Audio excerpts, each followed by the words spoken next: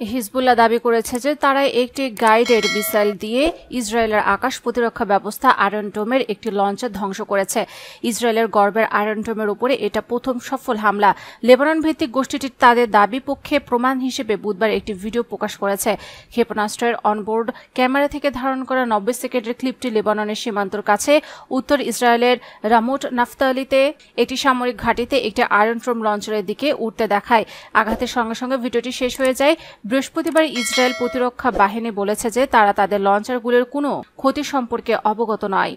এই প্রথম কোনো ক্ষেপণাস্ত্র হামলার মাধ্যমে লঞ্চার, রাডার এবং নিয়ন্ত্রণ কেন্দ্রগুলোর সাথে আয়রন ডোমের একটি অংশে আঘাত হানা হয়েছে।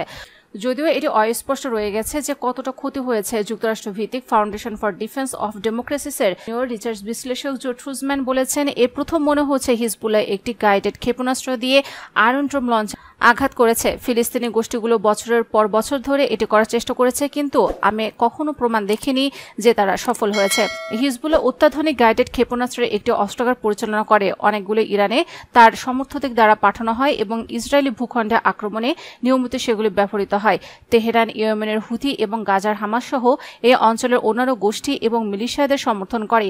ইসরায়েলের বিরুদ্ধে সজ্জিত প্রক্সিগুলির নেটওয়ার্কের অংশ হিসেবে গত অক্টোবরে মধ্যপ্রাচ্যে যুদ্ধ শুরু হওয়ার পর থেকে হিজবুল্লাহ এবং আইডিএফ লেবানন এবং ইসরায়েলের সীমান্তে সংঘর্ষে জড়িয়েছে। যদিও হিজবুল্লাহ নেতারা দাবি করেছেন যে তারা ইসরায়েলের সাথে সহিংসতার একটি বড় বৃদ্ধিতে আগ্রহী নয়। দলটি হামাসের সাথে সংহতি প্রকাশ করে সীমান্তে ক্রসফায়ারে জড়িত রয়েছে।